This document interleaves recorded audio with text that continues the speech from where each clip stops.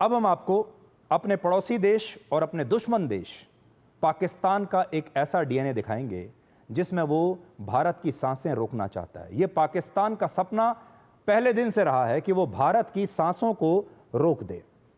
पाकिस्तानी सेना के प्रवक्ता और लेफ्टिनेंट जनरल अहमद शरीफ चौधरी का आजकल सोशल मीडिया पर एक वीडियो वायरल हो रहा है जिसमें वो ये कहते हुए दिख रहे हैं कि अगर भारत पाकिस्तान का पानी रोकेगा तो पाकिस्तान उसकी सांसें रोक देगा।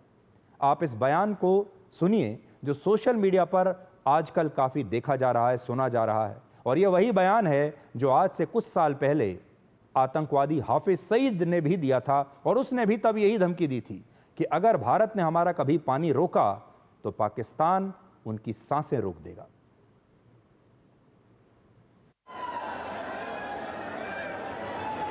तुम हमारा पानी बंद कर दोगे, हम तुम्हारा सांस बंद कर देंगे।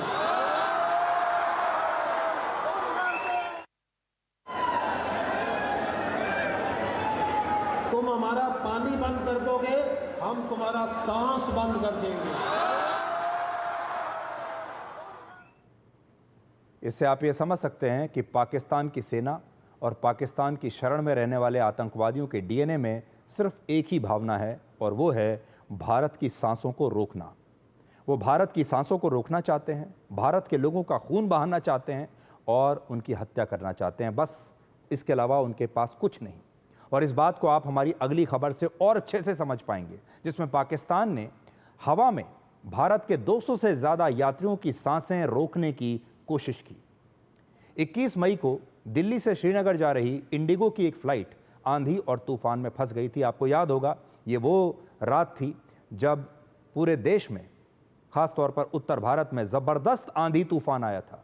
दिल्ली में ज़बरदस्त आंधी तूफान आया था, आसपास के जो इलाके हैं उत्तर भारत के, उसमें ज़बरदस्त आंधी और तूफान था।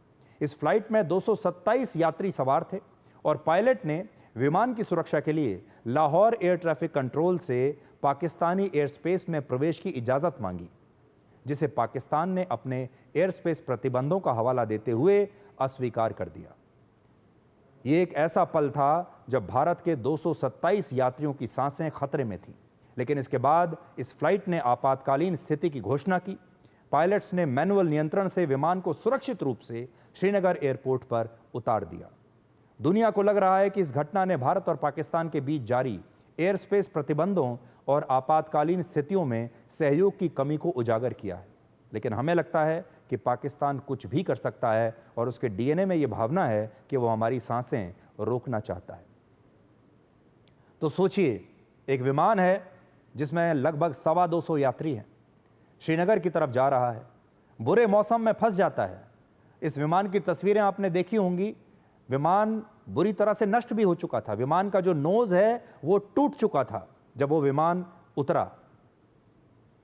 जो यात्री थे उस विमान में वो लगातार दुआएं कर रहे हैं, प्रार्थनाएं कर रहे हैं, और उनको ऐसा लग रहा था शायद ये उनके जीवन की आखिरी फ्लाइट होगी।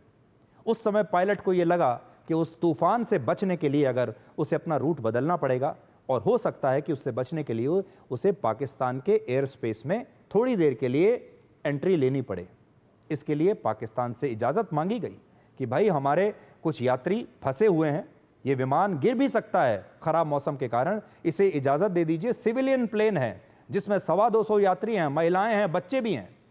लेकिन पाकिस्तान ने इजाज़त नहीं दी। कोई और देश होता तो कहता कि दुश्मनी अपनी जगह है, युद्ध अपनी जगह है, लेकिन इंसानों की जान बचाना सबका कर्तव्य है, सबका फ़र्ज़ है। पाकिस्तान को एक मौका मिला था ये करने का कि वो हमें बताता कि वो भी सीज़ फायर करना चाहता है, दिल से करना चाहता है, लेकिन पाकिस्तान ने उस मौके को गंवा दिया और पूरी दुनिया को बता दिया कि पाकिस्तान का डीएनए है ही ऐसा, वो सांसें बचाना नहीं चाहता, सांसों को रोकना चाहता है। अब आपको वापस अपने देश में लाते हैं। हमारे अपने देश में भी बहुत सारी चुनौतियां हैं, इसलिए अब आपको 103 वर्ष के एक ऐसे व्यक्ति की कहानी सुनाएंगे जिसे 43 साल तक पहले जेल में रखा गया, और 43 साल जेल में रहने के बाद अदालत ने अब उसे बाइज्जत बरी कर दिया जब उसकी उम्र 103 वर्ष हो चुकी है। और आज हम ये सवाल उठाएंगे कि ये न्याय है या अन्याय।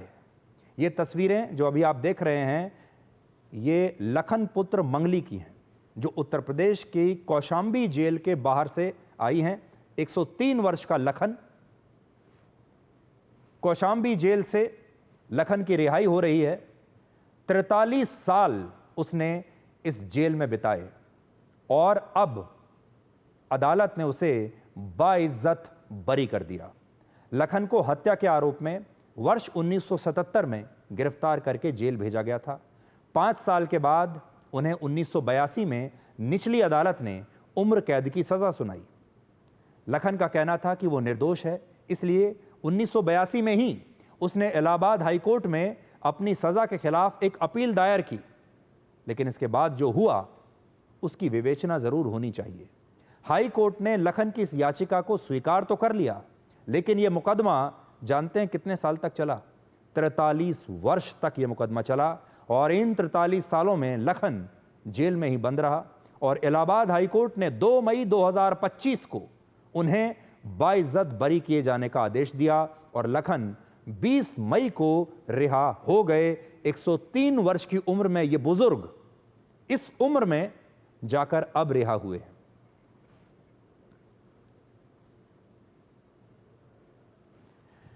यह कहानी लखन के दुर्भाग्य की है या फिर भारत की न्यायिक व्यवस्था की है? आज हम कुछ आंकड़ों के जरिए इसे डिकोड करना चाहते हैं आपके लिए। भारत की अदालतों में 5 करोड़ से ज्यादा मामले लंबित हैं, जिनमें सुप्रीम कोर्ट में ही करीब 80,000 मामले हैं।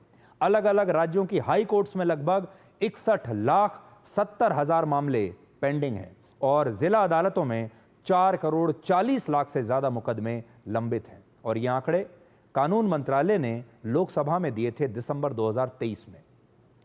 देश की जिला अदालतों में ऐसे लंबित मामलों की संख्या 37,19,000 है, जो 10 साल से लंबित हैं, जबकि संपत्ति और तलाक से जुड़े 8,28,000 मामले भी जिला की अदालतों में पिछले 10 वर्षों से इंसाफ का इंतजार कर रहे हैं। ये सारे आंकड़े हमने नेशनल जुडिशियल डेटा ग्रिड से लिए हैं, जो 100% विश्वसनीय है। एक केस का फैसला होने में औसतन कितना समय लगता है हमारे देश में, इसका कोई आधिकारिक आंकड़ा मौजूद नहीं है, लेकिन एक अनुमान के मुताबिक अलग अलग तरह के सिविल मामलों में 6 महीने से लेकर 20 साल तक का समय लग सकता है और क्रिमिनल केसेस में और चोरी जैसे छोटे अपराध के मामलों पर फैसला लेने में भी 6 महीने से 2 साल तक का समय लगता है और भ्रष्टाचार, रेप और हत्या जैसे गंभीर आरोपों के मुकदमों में 5 से 20 वर्ष तक का समय हमारे देश में लग सकता है। आपने अक्सर ये कहावत सुनी होगी कि कानून अंधा होता है, लेकिन लखन के मामले में ये कहावत बिल्कुल सच साबित होती है। वो बेगुनाह थे, लेकिन फिर भी उन्हें 43 साल तक जेल में रहना पड़ा और लखन कसूरवार नहीं है। कानून को ये समझने में 43 साल लग गए। आप अंदाज़ा लगाइए कि इन 43 सालों में उन्होंने ज़िंदगी में कितना कुछ खो दिया होगा, उनके परिवार ने कितना कुछ खो दिया होगा और आज जो उन्हें ये इंसाफ मिला है, ये इंसाफ कहा जाएगा या इसे नाइंसाफ़ी कहा जाएगा? कभी ना कभी ये तस्वीर भी आपकी नज़रों से होकर गुजरी होगी। अब जो तस्वीर आपको दिखाएंगे, आपको याद कीजिए ये तस्वीर। ये कानून की देवी की मूर्ति है, जिनकी आंखों पर एक ज़माने में काली पट्टी बंधी होती थी, एक हाथ में तराजू और दूसरे हाथ में तलवार, और कहा जाता था कि कानून तो अंधा होता है। और इस कथन के पीछे छिपते छिपते हमारे देश की न्यायिक व्यवस्था ने लोगों को इंसाफ देने में दशकों लगा दिए, सिर्फ ये कहकर कि कानून तो अंधा है, क्या करें। 16 अप्रैल 2024 को सुप्रीम कोर्ट के तत्कालीन मुख्य न्यायाधीश DY चंद्रचूड़ ने एक महत्वपूर्ण कदम उठाते हुए कानून की देवी की मूर्ति की आंखों पर बंधी ये काली पट्टी हटाने का निर्देश दिया। हाथों में तलवार की जगह संविधान की पुस्तक थमाई गई और उनका उद्देश्य ये संदेश देना था कि न्याय सभी के लिए है, न्याय के तराजू में सब बराबर हैं और कानून अंधा नहीं है। इसके अलावा एक और बड़ा बदलाव किया गया। दिल्ली में सुप्रीम कोर्ट के सामने तिलक मार्ग पर एक बड़ी वीडियो वॉल लगाई गई, जिसमें हर समय सुप्रीम कोर्ट की एक जस्टिस क्लॉक चलती रहती है, जिससे सुप्रीम कोर्ट में मुकदमों की रियल टाइम जानकारी कोई भी प्राप्त कर सकता है। इसके अलावा 25 हाई कोर्ट्स में कुल 39 जस्टिस क्लॉक्स अब काम कर रही हैं। एक जस्टिस क्लॉक की लागत 13 लाख रुपए है और डिपार्टमेंट ऑफ जस्टिस की ई कमेटी ने अब तक हाई कोर्ट्स और सबऑर्डिनेट कोर्ट्स को 39 जस्टिस क्लॉक्स के लिए 4,94,00,000 रुपए जारी किए। अब ये सुधार कितने प्रभावी हैं, लखन की कहानी उसके बारे में सब कुछ आज बयां कर रही है। लेकिन बड़ी बात यह है, आज हमारे देश के लोग इस बात को अच्छी तरह से जानते हैं, अगर किसी दिन आपकी किस्मत खराब हो और आप किसी मुकदमेबाजी में पड़ जाएं, हमारे देश में वो परिवार जो किसी न किसी अदालत में कोई ना कोई मुकदमा लड़ रहे हैं, वो इस बात को जानते हैं कि हमारे देश में मुकदमा लड़ना पहली बात कितना महंगा है, इसके लिए आपके पास कितना पैसा होना चाहिए, और दूसरा आपके पास इंतज़ार करने का पेशेंस होना चाहिए। आपकी आधी ज़िंदगी क्या पूरी ज़िंदगी भी एक मुकदमे में लग सकती है।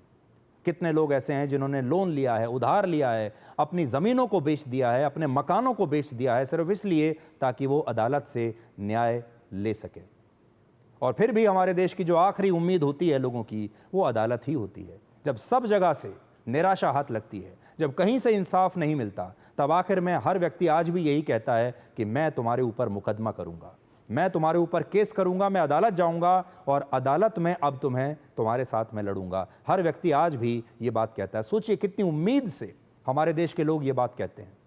सुप्रीम कोर्ट जब हम जाते हैं तो सुप्रीम कोर्ट में एक गरीब आदमी लखन जैसा, क्या वो कभी एक वकील भी अफोर्ड कर पाएगा? क्या वो हाई कोर्ट और सुप्रीम कोर्ट में जो पैसा लगता है महंगे वकीलों को हायर करने का, मुकदमा लड़ने का, क्या ये हमारे देश के गरीब लोगों के पास है? इसलिए आज हमारे देश में जो लोग न्याय व्यवस्था को चला रहे हैं, उन्हें ये भी सोचना होगा कि हमारे देश में इंसाफ कितना महंगा हो चुका है, और ये इंसाफ पाने के लिए पैसा चाहिए, और हमारे देश की गरीब जनता इसीलिए बिना इंसाफ के कई बार ऐसे ही इंतज़ार करती रहती है जैसे लखन ने किया।